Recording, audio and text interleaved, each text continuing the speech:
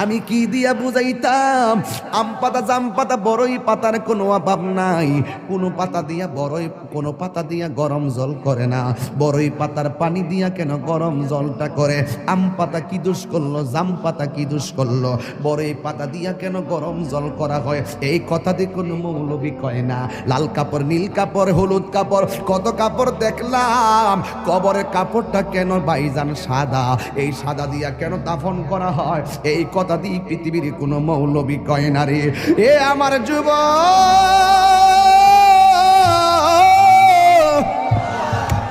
কি দিয়া বুঝাবো কবরটা কেমন ডেঞ্জারাস? কি দিয়া বুঝাবো মরণটা কত কঠিন? কি দিয়া বুঝাবো তাহিরের একটা দিন চলে যাওয়া মানে হলো আমার জীবন থেকে চিরদিনের জন্য দিনটা চলে গেছে। কোটি টাকা দিয়েও এই ঘন্টার সময়টা আনতে পারতাম না। এখন আমি শ্বাস ফালাইতাছি, একটা টাকা বিল দেওয়া লাগে না। নদীর পারে হাওয়া খাই, বিল দেওয়া লাগে না। পল্লী বিদ্যুতের ফ্যান বাতাস খাইলে বিল দেওয়া লাগে। আইসিইউতে ঢুকে গেলে দিনে 50,000 টাকা গোনা লাগে। আমার আল্লাহ যে কত নিয়ামতের বাতাস আমরা ঢুকাইতাছে, বাইরে কইরাইতাছে, একটা টাকা বিল নেই না। আল্লাহ কয় বিল লাগতো না, শুধুমাত্র তোরা 5 বার আইসা কপালটার মাটির মধ্যে লাগাইয়া দিবি। সুবহান রাব্বিয়াল আলা বলবি। দুনিয়ার মালিকের ডিউটি 20 দিন না করলে 20 দিনের বেতন কাটা। আর আমার আল্লাহ তোরে হাজিরা দিছে দৈনিক 5 বার। 1 মাসও হাজিরা দেও না, 2 মাসও দেও না, মাঝে মাঝে সিটারি হাজিরা দাও। কিন্তু আমার আল্লাহ ইচ্ছা করলে তোমার গলার মধ্যে কাটা লাগাইয়া আমার আল্লাহ রিজিকটারে বন্ধ করে দিতে পারে। এরপরও আমার আল্লাহ রিজিক বন্ধ করো না কেন জানো নি?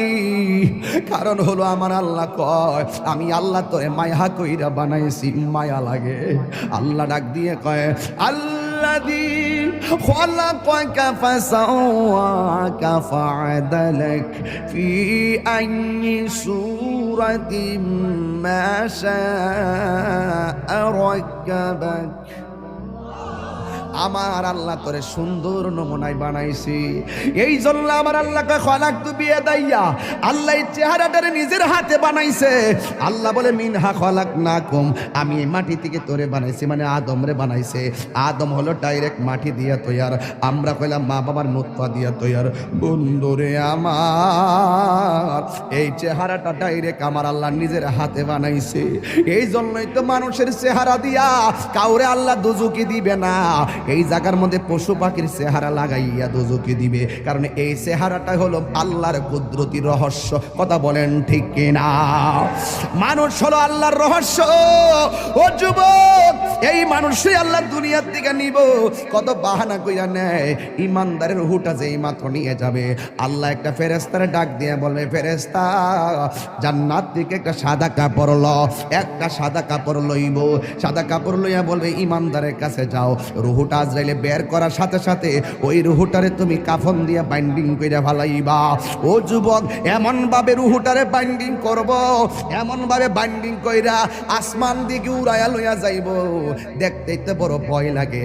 এমন ভাবে বুঝি তাহিরিরে বাইন্ডিং করব, এমন ভাবে বুঝি আপনারে বাইন্ডিং করব, দেখলই তো কেমন জানে লাগে, দেখলই তো কেমন জানে লাগে। এইভাবে বুঝি আমার বাইন্ডিং করব। আল্লাহ বলে আজরাইল, হো আজরাইল রুহুটা লো। আবার কো জান্নাতের ফেরেশতা, আমার ইমানদারের রুহুটারে জান্নাতের সাদা কাপড় দিয়া বাইন্ডিং কইরা ফেলাইবি। এবার ফেরেশতা এসে বাইন্ডিং করে কইরা আসমানের দিকে একটা উড়াল মারে। এবার আসমানে যায়। প্রথম আকাশের ফেরেশতা কই, ও ফেরেশতা, যাওয়ার সময় দেখছি তোমার কোনো গ্রাণ নাই, কিন্তু এখন কোথায় থেকে খুশবু আসতেছে? কই এটা হইলো কথার কথা বলতেছে আর কি। যদি বাড়ি উড়ার ইমানদার হয় এমনে বলবে, এটা হইলো বাড়ি উড়ার ইমানদারের রুহু লইয়া যাইতেছি। সাথে সাথে প্রথম আকাশের ফেরেশতা এই রুহুটারে সালাম দিব। এবার দ্বিতীয় আসমানে গেলে সালাম দিব, তৃতীয় আকাশে গেলেও সালাম দিব, চতুর্থ আকাশে গেলেও সালাম দিব, পঞ্চম আকাশে গেলেও সালাম দিব, ষষ্ঠ আকাশে গেলেও সালাম দিব, সপ্তম আকাশে গেলেও সালাম দিব রে বাবা। এবার যাওয়ার পরে আমার আল্লাহ ডাক দিয়া কয়, ও ফেরেশতা আর সামনে নিস না, আমি আল্লাহ ইমানদারের জন্য একটা বাড়ি বানাইছি। আর সামনে নিস না গো, আমি আল্লাহ একটা বাড়ি বানাইছি। ওই বাড়িটার নাম কি? বাড়ির নাম হলো, কোরআনের ভাষায় হলো ইল্লিন। এই রুহুটারে ইল্লিনে রাইখা দে, আর এই দিক দিয়া বাড়ি উড়ার এই আমার বাবার বডিটারে বাইন্ডিং করবার লাইগা বাড়ি উড়ার দোকান থেকে সাদা কাপড় আইনা বডিটারে বাইন্ডিং করলো। মানুষ আইব রে এক নজর দকিতে, মানুষ আইব রে। বিষয়টা দিছেন খুব কঠিন। মানুষ আইব রে এক নজর দেখিতে, মানুষ আইব রে। দেহ কাচার ও চিন পাখি, দেহ কাচার ও চিন পাখি, উইরা যেদিন যাইব রে এক নজর দেখিতে, মানুষ আইব রে। এইভাবে আপনার বডিটারে দেখবার লাগে কত মানুষ আইব। আয়া দৌড়ায় দৌড়ে আবার যাইব গা, কয় বাজার আছে, আমার কাজ আছে, কয়া কয়া দৌড়ায় দৌড়ে যাইব গা। কিসের তোর বন্ধু? ফেসবুকের বন্ধু। এই বন্ধু তোরে দেখার জন্য একটা মিনিটের জন্য আইব, আয়া কোন রকমের দেখে আবার বন্ধু তোরে ফালাইয়া যাইব গা। কিসের তোমার বন্ধু? কয়েকটা মিনিটের জন্য জানাজার ময়দানে যাইব, ভালো করে মাটিও দিবে না, কয়েক ক্রিকেট খেলা আছে, এই কথা বইলা বন্ধু চলে যাবে। তার মানে বোঝা গেল এই দুনিয়ার বন্ধু তোমার কবরের আপন না। যিনি কবরে আপন হবে তিনি আছে শাহে মদিনা।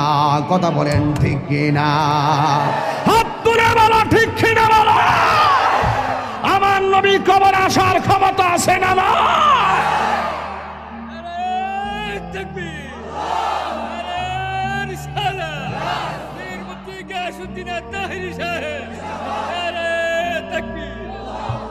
আল্লাহু আকবার বলেন। এবার ইমানদারের রুহু হলো ইল্লিনে, বডি হলো বাড়িউরা। ইমানদারের রুহুরে বাইন্ডিং করে লইয়া গেছে জান্নাতের কাপড় দিয়ে আমার আল্লাহ। আর এই বাড়িউরার ইমানদারের বডিটারে বাইন্ডিং করবার লাগে বাড়িউরার কাপড় আইনা কবর লইয়া যেতেছে। আল্লাহ ডাক দিকে, এই ফেরেশতা, আমার প্রেমিক যাইতেছে ঘরে, যায়া রুহুটা নিয়ে তার ভিতরে ঢুকাই দিয়া। কবরে তো দুইজন ফেরেশতা আইব, আমি তো তিনজন আইব। ওই একজন আয়া রুহু দিয়ে যাইব গা, দুইজন আয়া প্রশ্ন করবো, জোরে কন্যা সুবহানাল্লাহ। সব তার কোন দেখো না। এবার ওই কবরের ভিতরে ইমানদারের প্রশ্ন করব তিনটা। কয়টা? রাসূল বলেন, মৃত্যু যেমন সুখ, মৃত্যু যেমন দুঃখ, কবরও তেমন দুঃখ, কবরও তেমন সুখ, হাসরও তেমন সুখ, হাসরও তেমন দুঃখ। দুঃখের রাস্তা, সুখের রাস্তা, আমরা চাইব কোন রাস্তা? তো সুখের রাস্তা চাইলে তো সুখের কাজ করা লাগবে। কারো কারো জীবনে দুঃখগুলি সুখ হয় না, আহমদ সে সুখের, নূর নবী সে সুখের আলোকিত আয়না।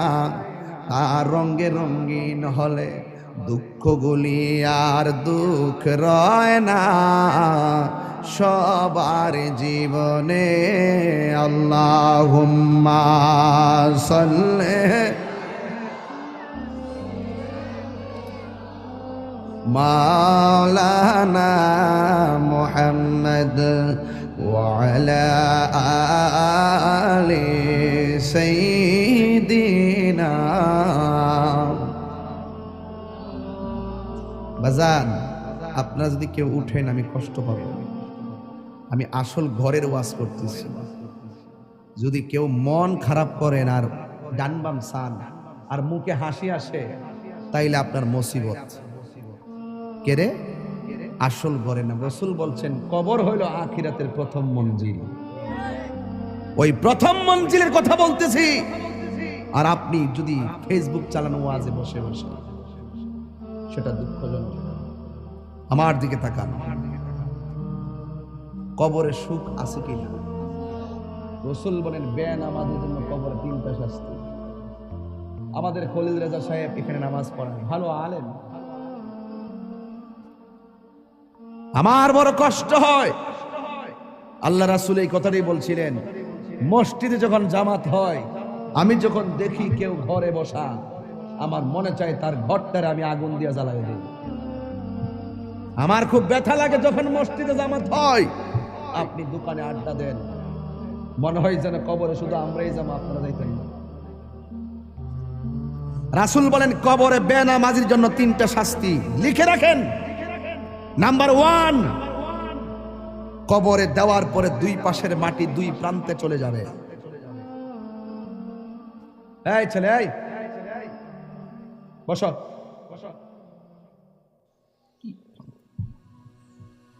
এই ছেলেরা, কবরে বেনামাজের জন্য কয়টা শাস্তি বলছি?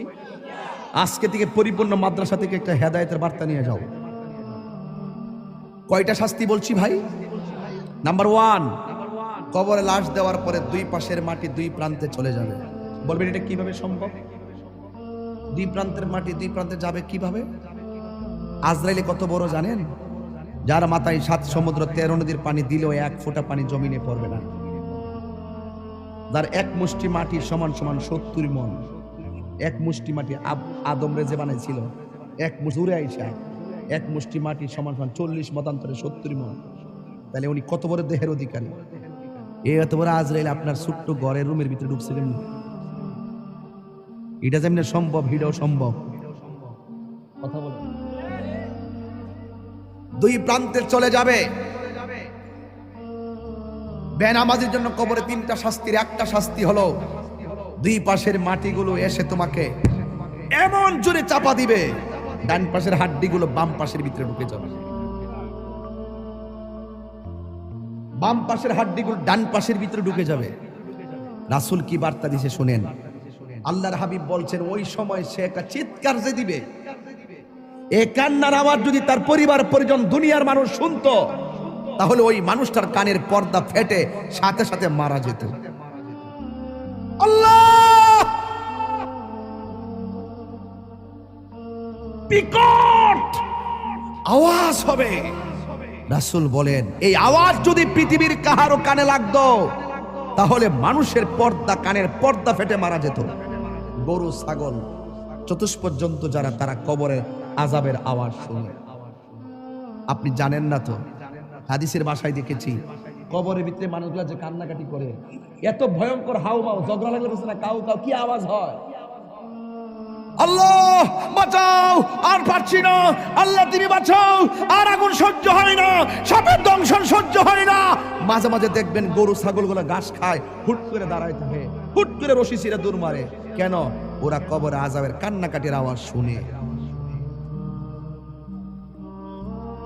এই কাউ মাউ যদি দুনিয়ার মানুষ শুনতো, রাসূলকে জিজ্ঞেস করে, রাসূল চতুষ্পদ জন্তু কথা বলতে পারে না, তারা কবরে আওয়াজ শুনে, মানুষ কেন শুনে না? রাসূল উত্তর দিলেন, মানুষ যদি কবরে আযাব শুনতো, তাইলে মানুষ দিন দরদ ছাইরা দিয়া মানুষ পাগল হইয়া, হার্ট ফিল হইয়া মারা যেত। গভীর মনোযোগ।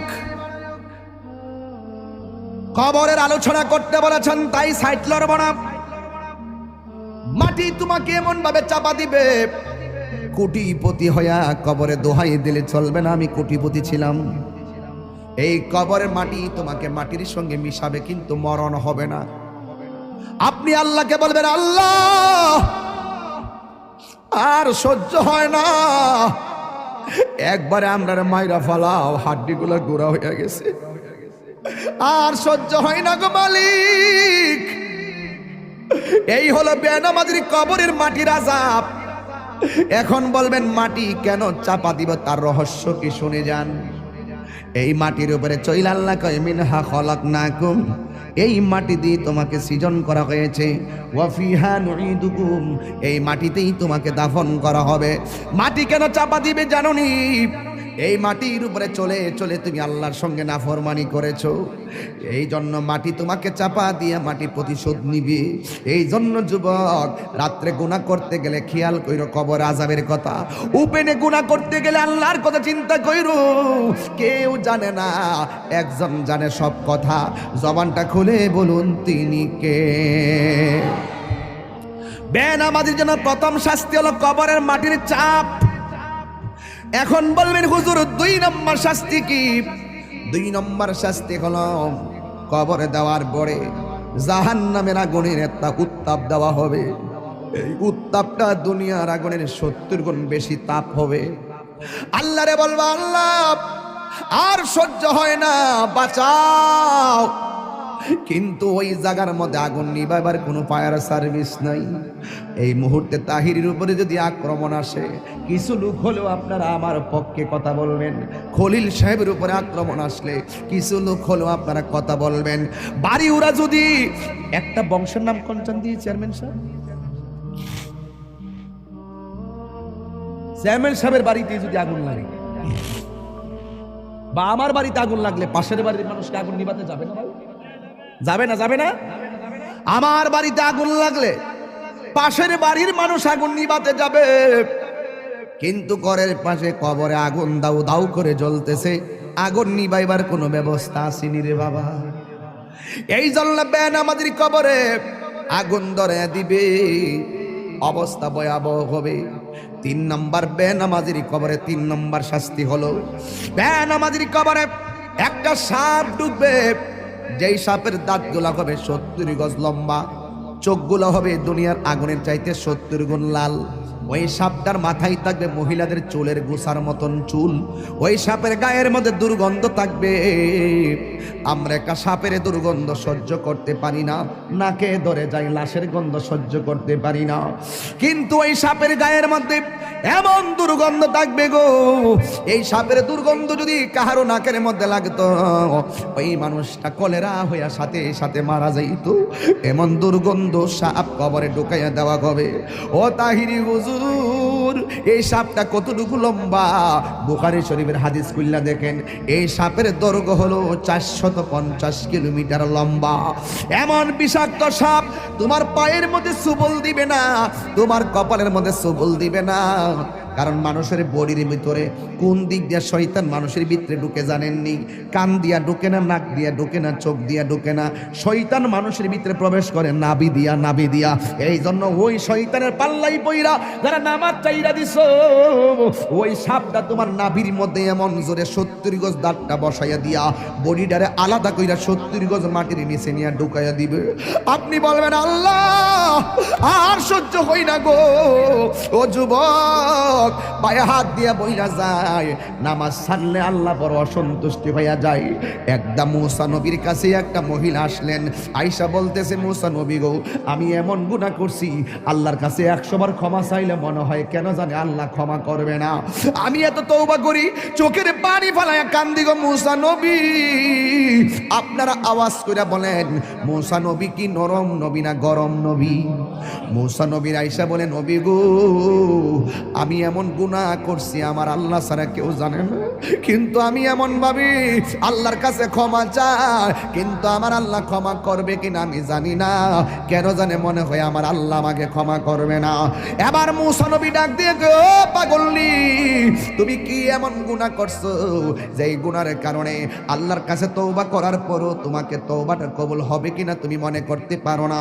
এবার মহিলা ডাক দিয়ে বলে, নবী গো, আপনি তো আল্লাহর সঙ্গে কথা বলেন, আপনি আল্লাহরে যাইয়া আমার নামটা ধরে কইবেন, আমি মহিলার দোয়া আল্লাহ কবুল করছেনি, আমার গুনাহগুলো আল্লাহ মাফ করছেনি। এবার মুসা নবী ডাক দিয়ে, মহিলা, তুমি কি এমন গুনাহ করছো যেই জন্য তোমার কথা আল্লাহর কাছে গিয়ে আমি তুলে ধরার জন্য বলেছ? এবার মহিলাটা ডাক দিয়ে বলে, নবী গো, আমি একটা অন্যায় করছি। কই কি অন্যায়? কই আমার বিয়ে হয় না, কিন্তু আমি একটা মানুষের সঙ্গে অবৈধ মেলামেশা করেছি। এরপরে আমি বুঝতে পারি নাই আমার পেটের মধ্যে একটা সন্তান চলে এসেছে। এখন মনে মনে ভাবলাম এই সন্তানটার আমি কি করব, কিন্তু মারার তো কোনো পদ্ধতি পাইলাম না। আমি একটা আস্তে আস্তে কোনো রকমভাবে কাপড় চোপড় দিয়া দিয়া চলাফেরা করি, মানুষকে আমি বুঝতে দেই না যে আমি হামেলা। এই জন্য আমি কোনো রকম ভাবে চলাফেরা করি, কাপড় চোপড় পরি যেন মানুষে না বুঝে। কিন্তু আমি এমন ভাবে দিন যত বাড়তে শুরু করলো, আমার শরীরটা ভারী হইতে শুরু করলো। শেষ পর্যন্ত যখন 6-7 মাস হলো, মানুষ আমারে দইরা ফেলাইব আমার অস্বাভাবিক অবস্থা দেখলে। এরপর আমি জঙ্গলে জঙ্গলে যায়া যায়া ঘুরছি, যেন মানুষ আমারে ধরতে না পারে। ও নবী গো, নবী গো, নবী গো, আপনি জানেননি গো, আমি যখন দেখলাম 10 মাস 10 দিন হয়ে গেল, একদিন আমার পেটের ব্যথা উঠে গেল, মনে হয়েছে যেন আমার সন্তানটা হইব। কোনো দাইমারে ডাকলে শাস্তি হইয়া যাইব, কোনো দাইমারে ডাকলে সাক্ষী হইয়া যাইব, কোনো মহিলারে ডাকলে সাক্ষী হইয়া যাইব। এখন আমি কি করব? নিজে নিজেই প্রসব করাইছি আমার সন্তান, এখন আমি কি করব? এতদিন আমি পেট গোপন করছি, এখন আমি বাচ্চাটা গোপন করব কেমনে? এক তো আমি জিনা কইরা গুনাহ করলাম, 2 নম্বর সন্তান হইয়া গেছে, এখন আমি সন্তানটা লোক সমাজে লইয়া গেলে আমি কলঙ্কিনী হইয়া যাইব। মুসা নবী, আমি কি ভয়ঙ্কর গুনাহ করছি জানেননি? আমি জঙ্গলার ভিতরে বাচ্চাটা হওয়ার পরে জিন্দা সুন্দর একটা ফুটফুটে বাচ্চা, এই বাচ্চাটার আমি গলার চিপ দিয়া মাইরা ফেলাইছি। এই জন্য আমি জিনা গুইরা গুনাহ করছি, এক অপরাধ। আমার পেটের মধ্যে বাচ্চা নিছি, আরেক অপরাধ। এই বাচ্চা হওয়ার পরে আমি গলা চিপ দিয়ে মাইরা ফেলাইছি, এটা আমার অপরাধ। এবার মুসা নবীর ইয়া মুসা কালিমুল্লাহ, মাফ হইবনি গো, আমার গুনাহ মাফ হইবনি। মুসা নবী তো গরম নবী, মুসা নবী ডাক দিয়ে কম বক্তার মহিলা, যাও যাও, এখান থেকে চলে যাও, এখান থেকে চলে যাও, এখান থেকে চলে যাও। ইন্দিমিন টাইমে মহিলা ডাক দিয়ে কয়, মুসা নবী গো, অনেক আশা ভরসা লইয়া আপনার কাছে আসছিলাম, আপনি আমারে তাড়াইয়া দিতেছেন, কিন্তু এখন আমি কি করব? এবার মুসা নবী কয়, না না, তুমি যে অন্যায় করছো তোমার কোনো ক্ষমা হওয়ার কথা না। এই মুহূর্তে আল্লাহ ডাক দিয়ে কয়, ও মুসা রে, ও মুসা, যে অপরাধটা তুমি বড় মনে করছো, এর চাইতে আরো বড় গুনাহ আছে, তুমি জানো নি? যেই গুনাহ করলে আমি আল্লাহ এর চাইতে আরো বেশি অসন্তুষ্টি হইয়া যায়। কয় কি? কয় যারা ইচ্ছা কইরা নামাজ চাইরা দে, ওই বান্দার উপরে আমি আল্লাহ এর চাইতে বেশি বেজার হইয়া যায়। এই জন্য যুবক, কবরের শাস্তি বড় ভয়ঙ্কর। নামাজের শাস্তি 3টা। 1 নম্বর কবরটা হয়ে যাবে সংকুচিত, 2 নম্বর কবরে সাপ আসবে, 3 নম্বর কবরে আগুন ধরাইয়া দেওয়া হবে।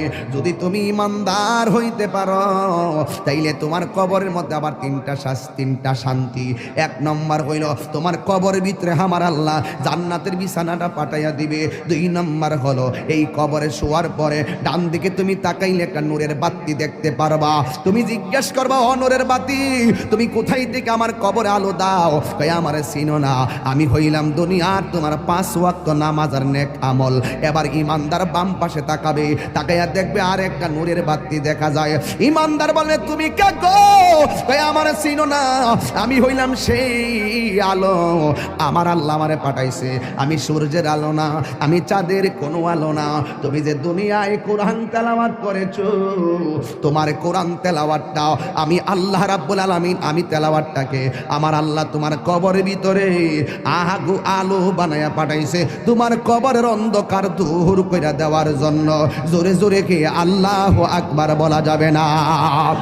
তার মানে প্রমাণ হয়ে গেল, মৃত্যু যেমন দুঃখ আছে, মৃত্যু যেমন সুখ আছে, কবরও তেমন সুখ আছে, কবরও তোমার দুঃখ আছে। এই কবর থেকে তুমি একটা ময়দানে উঠবা, ওই ময়দানটার নাম হলো হাসরের ময়দান। জোরে জোরে কি আল্লাহু আকবার বলা যাবে না? ওই ময়দানে তুমি এমনি উঠবা না, উলঙ্গ অবস্থায় উঠতে হবে। আয়েশা সিদ্দিকা ডাক দিয়ে কয়, ইয়া রাসূলুল্লাহ, একটা আওয়াজ দিবেন, যে আওয়াজটা মাহফিল আজকে হয় নাই। ইয়া রাসূল আল্লাহ নবী গো,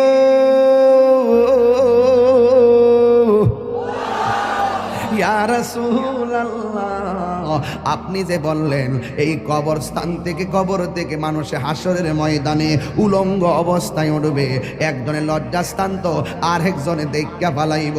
ইয়া রাসূলুল্লাহ নবী, একজনে লজ্জাস্থান তো আরেকজন দেখা পালাইব। আমার নবী বলে আয়েশা, ও আয়েশা রে, একজন আরেকজনের লজ্জাস্থান দেখবো তো দূরের কথা, কবর থেকে ওঠার সময় কাঠটা ভাঙ্গে হাসরের ময়দানে উঠবো, 8 বিঘা দুপুরে সূর্য থাকবো, কেউ কাহার দিকে তাকাইতে পারবে না। বন্ধুরে আমার ও বাড়ি ওনার বাবারা, ওই হাসরের ময়দানে আমার নবী বলেন এই পৃথিবীতে একজন পয়গম্বর এই হাসরের ময়দানে সর্বপ্রথম জান্নাতি কাপড় পরে উঠবে, ওই তিনির নাম হলো রাহমাতাল লিল আলামিন। আর জোরে জোরে কন্যা আল্লাহু আকবার। এই জন্য যুবক ভাইয়েরা আমার, আল্লাহ রাব্বুল আলামিন কুরআনুল কারীমের মধ্যে সুন্দর করে ইরশাদ করেছেন কুল্লু মান আলাইহা ফান, এই পৃথিবী সব ধ্বংস হয়ে যাবে, ওয়াজহু রাব্বিকা যুল জালালি ওয়াল ইকরাম, যিনি ছিলেন তিনি আছেন তিনি থাকবেন, সেই মনিবের নাম আল্লাহ। তিনি হাসরের ময়দানে বলবেন লিমানিল মুলকুল ইয়াউম, আজকে রাজত্ব কার? ওই দিন আমার আল্লাহ রাজত্ব প্রকাশ পাবে ভালো কইরাই। ওই দিন আমার আল্লাহ দুইটা রং ধারণ করবে, একটা রং হলো কাহার আর একটা হলো রহিম। কাহার যখন হবে আল্লাহর সামনে আদম নবী কথা বলতে পারবে না, ইব্রাহিম নবী কথা বলতে পারবে না, কিন্তু আমার আল্লাহ কাহার হবে। হাসরের ময়দানে মানুষ আল্লাহর কাছে বড় পেরেশানি দেখাবে, আল্লাহর ডাক দিয়ে বলবে আল্লাহ ও আল্লাহ আজকের দিন কোন দিন? কারণ আমার নবী বলেছেন হাসরের ময়দানে কেউ থাকবে গিরা পানিতে, কেউ থাকবে হাঁটু পানিতে, কেউ থাকবে কোমর পানিতে, কেউ থাকবে গিরা পানিতে। এই পানিগুলা কিন্তু মেঘনা নদীর পানি না, এই পানিগুলা হলো নিজের গামের পানি। যার গুনাহ যেমন তার শরীরতে ঘাম ঝরবে তেমন। এই গরম পানি কেমন জানেননি? দুনিয়ার আগুনের চাইতে 70 গুণ গরম থাকবে সেই পানি। ওই পানিতে যখন আপনার পা থাকবে হাড্ডি থেকে গোশতগুলো আলাদা খুলে গিয়ে আপনি কঙ্কাল হয়ে যাবেন। ওই কঠিন মুসিবতের সময় আপনার হাড্ডির মধ্য থেকে গোশত আলাদা হয়ে যাবে। আপনি আল্লাহরে বলবেন আল্লাহ আল্লাহ গো আল্লাহ গো, এই দুনিয়ায় বিপদে পড়লে কত মানুষ তোরে সহযোগিতা করে, কিন্তু হাসরের ময়দানে কেউ কাউকে চাইবে না। আমার আল্লাহ জবানটারে বন্ধ করে আল্লাহ বই হাতের সাক্ষী হাত দিবে, পায়ের সাক্ষী পা দিবে। কিছু কিছু মানুষ আমলনামা নেওয়ার জন্য পাগল হয়ে যাবে। আল্লাহ এই আযাব আর সহ্য হয় না, তাড়াতাড়ি ওই তো জান্নাত দাও নাইলে জাহান্নাম দাও, তাড়াতাড়ি আমরা আমলনামা দাও। আল্লাহ বলবে ও ফেরেশতা, এ যখন তাড়াতাড়ি করে তার হাতটারে পেটের ভিতরে ঢুকাই দে, এবার বাম হাতটার পেটের ভিতরে ঢুকাইয়া এই হাতটারে পিছন দিক দিয়ে বাইর করবে। ওই বান্দা বলবে আল্লাহ তোমার কাছে আমলনামা চাইছি, তুমি কেন হাতটার পেটের ভিতরে এত কষ্ট করে ঢুকাইয়া দিলা? আমার তো নারী বুড়ি ছিঁড়া গেছে, এই হাতটারে পিছন দিক দিয়ে বাইর করলা। আল্লাহ বলবে তুই না আমলনামা চাইছস, তাহলে পিছন দিক দিয়ে তাকায়া দেখ। এবার ডাক দিয়ে বলবে আল্লাহ আমি তো তাকাইতাম পারি না, পিছনে কি দিছো আমি তো দেখি না। আল্লাহ বলবে ও ফেরেশতারা, ও আমলনামা দেখতে চাই, কাঠটারে ভাঙ্গা দে। এবার গাঠটা ভাঙ্গা পিছন দিক দিয়ে ফিরাইয়া দিব, তাকাইয়া দেখবো তার হাতের মধ্যে জাহান্নামের টিকিট। হায় রে, অনেক মানুষ আল্লাহর কাছে হাসরের মাঠে পানি চাইব, আল্লাহরে কইব আল্লাহ পানি পান করমু পানি। আল্লাহ বলবে নাফরমানদের জন্য জাহান্নামের নিচ থেকে পুষ তুল, পুষ তুইলা দে পানি পান করার জন্য। জাহান্নামের নিচ থেকে পুষ তুলে দেওয়া হবে, ওই পুষগুলো তারা খাইতে থাকবে, সাথে সাথে জিহ্বাটা গলে পড়ে যাবে। আবার খাবার চাইবে, জাক্কুম নামক ফল দেওয়া হবে, গলার মধ্যে যাইয়া আগুনের কুণ্ডলিপি হয়ে যাবে। আল্লাহরে ডাক দিয়া বলবো আল্লাহ তোমারে কইছি একটু পানি দাও, এমন পানি দিলা। আবার কিছু বান্দা বলবে আল্লাহ আমার আরো পানি দাও। আল্লাহ বলবে এই বান্দাগুলারে ওই পানিটা পান করাইয়া দে। যে এই পানি এক ফোঁটা পান করলে জীবনেও আর পানি তৃষ্ণা লাগবে না। এবার তাদেরকে হাউজে কাউসারের পানি পান করানো হবে। ওই বান্দারা বলবে, আল্লাহ আমরাও তোমার বান্দা, তারাও তোমার বান্দা, তারাও তুমি আমরা তোমার রব জানি, তারাও তোমার রব জানছে। আল্লাহ আমরা পাইলাম জাহান্নামের পুজোরে পানি, ওরা কেন পাইলো হাউজে কাউসারের পানি? আল্লাহ বলবে, ওরা কারা জানোসনি? এরা হইল আমার ওই সমস্ত বান্দা যারা দুনিয়ায় সেহরির টাইমে সেহরি খাইছে, সারাটা দিন গলাটা শুকাইয়া গেছে, এরপরও পানি পান করে নাই। দুপুর বেলা পেটের ক্ষুধা চৌচির হইয়া গেছি, এরপর পানি পান করে নাই, ভাত খায় না। এরা হলো আমার রোজাদার বান্দা, এরা আমার সন্তুষ্টির জন্য খাবার বিলাইয়া দিছে, এরপরও খাবার খায় নাই। এদেরকে আমি আল্লাহ হাউজে কাউসারে পানি পান করাইতেছি। এই জন্য যুবক, আমার হাসরের ময়দানে দুইটা সুখ, দুইটা দিক আছে, একটা হলো সুখের আর একটা হলো দুঃখের। তুমি আমি সবাই হাসরের ময়দানে কাঁদবো। কিছু কিছু ছেলেরা, কিছু কিছু মানুষ তাকাইয়া দেখবে হাসরের ময়দানে কিছু কিছু মানুষের গায়ের মধ্যে আগুনের শিকল লাগানো হবে। নবী ডাক দিয়া বলবে, আল্লাহ এই সমস্ত বান্দাগুলোকে, আল্লাহ বলবে এরা কারা জানেননি?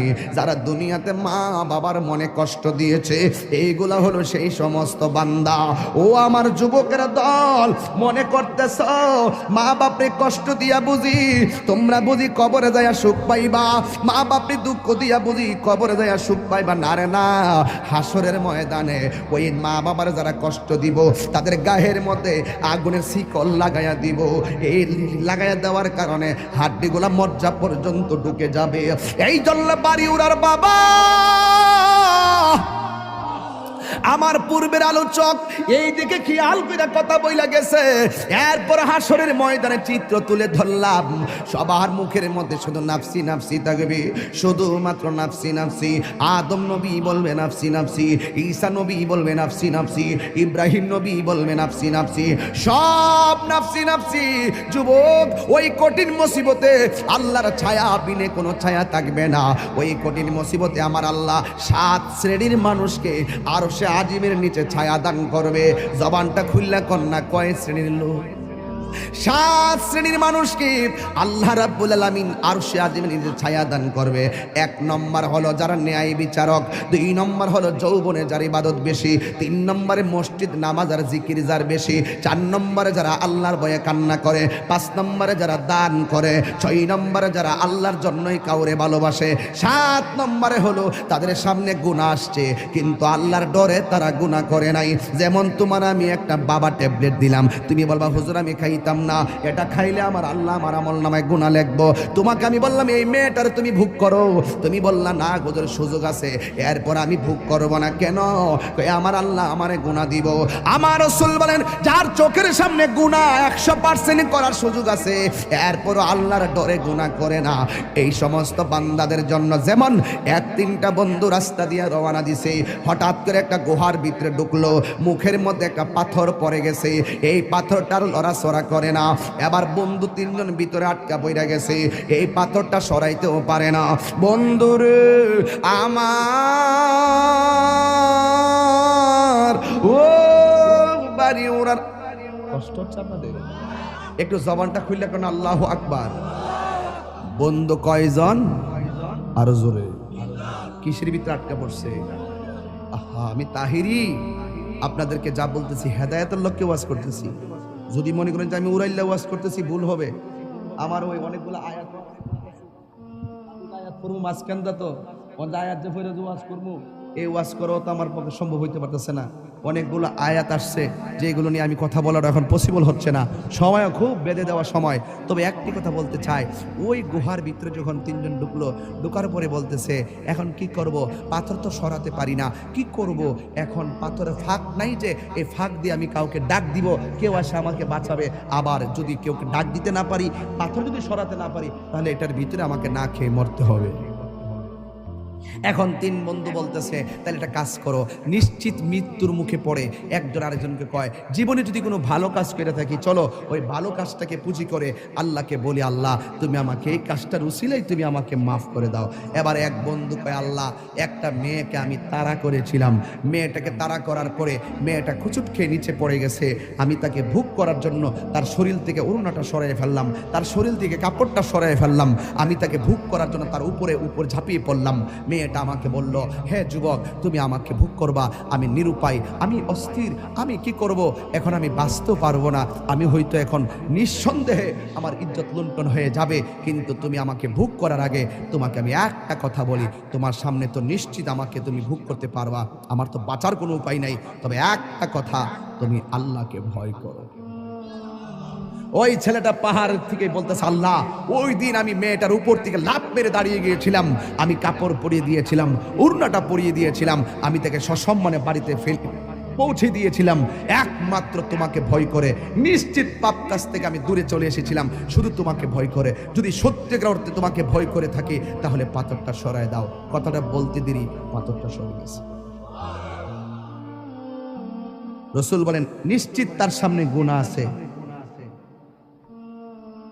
নিশ্চিত গুনাহ, সুযোগ আছে, বৃষ্টি পড়তেছে, মালিকে টিনের ঘরে ঘুমাইতেছে, হুট করে কলিজাল লয়ে গেছে, টিনের ঘরের আওয়াজে বৃষ্টির আওয়াজে হয়তো মালিকে টের পাবে না, কলিজালটা হাতের মধ্যে নিয়ে কেউ মারতেছে, নিশ্চিত 20-25টা মাছ উঠবে, কেউটা মারতে যায় কয় মালিককে দেখতো না, চুরি যে কর্ম গুনাহ তো হইব, থাক দে। দুধ দোহন করছে, হুট করে কয় 2 কেজি হইছে, আধা কেজি, 1 পা পানি দিয়ে দিই, দামটা একটু বেশি পাবো, পানিটা মিশানোর সুযোগ আছে, না কেউ দেখে না, আল্লাহ দেখতেছে।